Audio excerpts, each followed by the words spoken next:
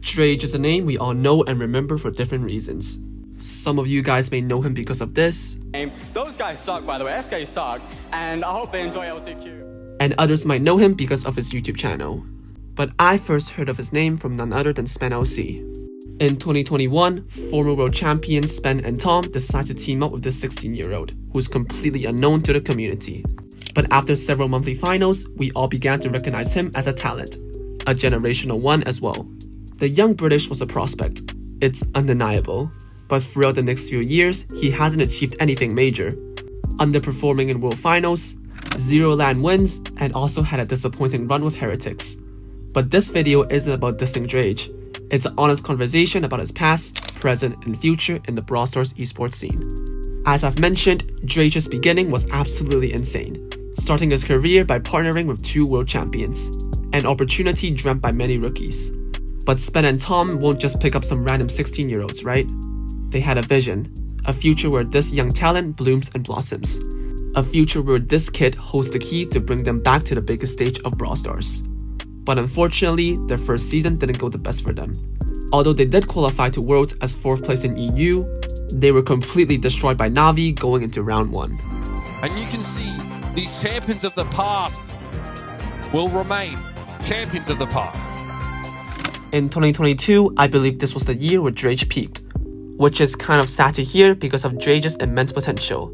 I feel like he should have achieved more than what he did in 2022, but unfortunately, I feel like his career did peak that year. As Tribe EU were the kings of Europe and were fan favorites of winning that year's World Finals. But then my glorious king had to come in and take his double world champ difference. Sorry no sorry, although I do like Drage, Tensai will forever be my GOAT. But that was still a good year for Drage. And the talent we all saw in him might be starting to grow. But after that year, Drage's career has not been the brightest. After 2022, Drage has yet to win a single monthly finals. In 2023, he was part of an insane foot roster with Semantic and Lanan. But despite the strong profiles, they couldn't clutch a single monthly finals win. And the infamous SK Suck speech also came out when he was playing for Foot. And some of you guys might call him egotistical, and I'm not disagreeing, but a little trash talking is always entertaining. And in 2024, Drage failed to qualify for World Finals after a close defeat to Eclipsar. And I feel like YouTubers like Drage and iChaos always get scrutinized more than any other player. Whether or not it's due to the huge fanbase or other reasons, Drage failing to qualify sends shockwaves around the Brawl community. And personally, I feel like Drage is mechanically amazing. Although he's not Tensai or Shitampo level, maybe due to his popularity, I think that his skills are sometimes overlooked. Some of you have to remember that this was the same dude who played with 2 world champions at 16 years old. And I don't really get why some people always say that he's the most overrated pro in Brawl Stars. If you 1v1 Drage right now, he'll whoop you 100 times to 0. And to be honest, I'm not even glazing. I'm willing to bet my balls on this. Anyways, what I was saying was that any small mistakes made by Drage would always be magnified 100 times. And the responsibility dumped on him is also much larger than everyone's. If he moves a foot wrong in the wrong direction, misses one cold bullet or drafts the wrong brawler, the community will legit host a medieval witch hunt on him. So his life as a pro player is very tough, always living under pressure and expectations. But I also can't deny the fact that he has failed to reach those expectations. A talent like him winning only 2 monthly finals is outrageous. Although I don't want to dump more expectations on him, people will only expect great things if you have great potential. If you're just a nobody NPC, then nobody will even lay an eye on you. What I'm trying to say is that we have high expectations on Drage, and in that sense, he did underperform in the previous 2 years. But what about this year? If you guys have watched my last video, which if you didn't, then please go and give it a watch. I've covered iChaos' career. And you guys should know that in 2025, he decided to team up with Lanan and Drage to join Team Heretics. This announcement was probably one of the biggest roster news in 2025, and deservingly so. iChaos and Drage is probably 2 of the most infamous figures in the Brawl community. You know, I'm trying to leave drama out of the video, but if it's about these 2, it's hard to keep all of it out, you know? Anyways, the superstar roster were given the spotlight going into the season. And for Drage, having even more attention and expectations dumped on him might not be the very best decision. As seen in previous years, Drage seems to not have the best performances when given this much attention. And teaming up with iChaos intensifies this to a whole new level. And yeah, Heretics had a terrible start going into their season. After May's monthly finals, Heretics were 7th place in Europe, a much lower placement than what everyone expected. And to be fair, I can't even defend Drage here as this Mo draft was absolutely terrible. And many people contributed this loss to Drage's Mo pick. But hey, you make mistakes here and there. But anyways, many people on the internet were flaming Drage for this Mo pick. And Drage then announced that he was going to leave Heretics, leaving everyone to believe that his 2025 season was coming to a close. What is a polar bear doing in Arlington, Texas? This transfer literally made zero sense at all. Drage is appointed to be the new coach of Reply Totem. And judging from past experiences, I wouldn't say Drage is an exceptional drafter. Although his game IQ isn't arguably there, he isn't known to be a great drafter. But I guess learning how to draft isn't a hard task for existing pros. However, this appointment isn't all sunshines and rainbows, as this might be his final chance to showcase his talent. Reply Totem is currently a struggling team. Their whole 2025 campaign was nothing short of a failure. No offense to Totem, but their performances throughout the whole year is just bad. It's hard to even sugarcoat this fact. However, if you're familiar with BSC, you should know that drafting in today's game holds as much or even more value than the gameplay part. And this was completely displayed in last year's World Finals, where Humble completely destroyed Crazy Raccoons with draft advantages. And I'm a strong believer that the EU region is so strong not only because of the skill advantages, but also because their drafting game is miles ahead of any other region. But anyways, Drage could be the X factor in reviving Totem's bad season. And now let's do some analysis on his drafts in the most recent tournament. Alright, so I believe that Drage's debut match was actually this match against CMM in the Skepsis X EMEA League, whatever the competition is called. So actually, in the first match here, it's on Kaboom Canyon.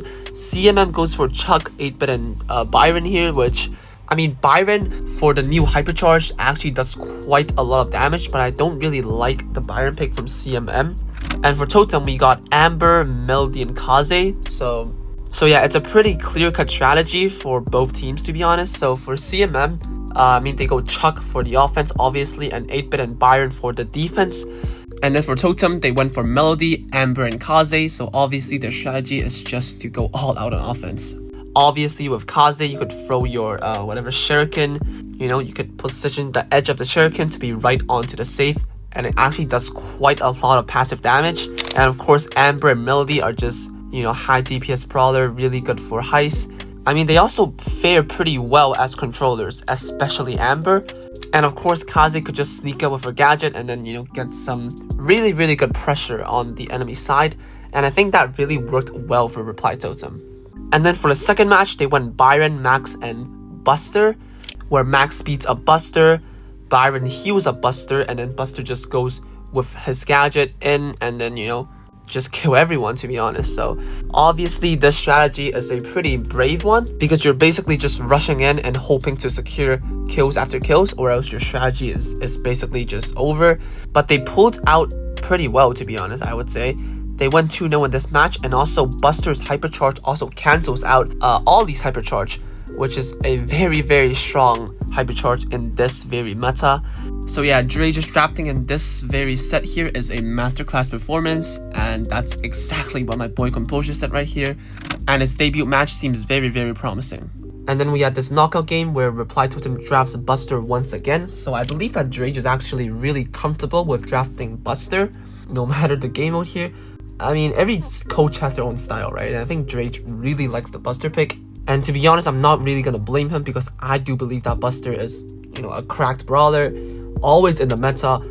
If you play it well, it really does pose a big threat, and I think Maru executed Drage's plan perfectly. So normally people who draft Buster in Knockout, their whole game plan is to exert some pressure, but then save their super for the end game. And then in the end game, they just pop super and then pop gadget and just kill everyone. But Maru and Totem actually had a different strategy here. As the Italians went super, super aggressive, they really just went in with their Buster pick. You know, Gray gadget. I remember there was a play where Gray uses his gadget and then Buster used his gadget, and they got this little double pull mechanism here.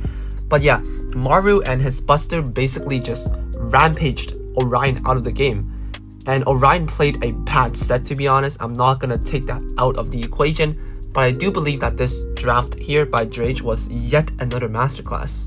And some of you guys might say that I'm just cherry picking some matches here, and of course they don't win every single game, but I think that their win rate against other teams are actually pretty good. Let me just credit this guy here, Tribe Sugis. He's basically the analyst for Tribe Gaming, of course, and he made this big spreadsheet here. So I'm gonna link it down below in the description. Make sure to check it out if you guys want to. But yeah, basically he has all of these data for every single team going to LCQs on their scrims. So if we scroll to Reply Totem here, and I mean, statistics doesn't lie, you know, 58.5% win rate over 400 sets is it's pretty good, to be honest. It's actually a pretty good stat. And in the Skipsis League, they actually got 6 wins to 0. And I didn't show the match, but they actually won 2-0 against Novo. And of course, Novo is a strong team in EMEA right now. And they're also the only team to actually have a perfect clean sheet record in the league. So I do believe that Totem is actually looking pretty good going into Brazil, and I'm really excited to see what Drage and also Totem has to bring for us. So yeah, I'll see you guys in LCQs.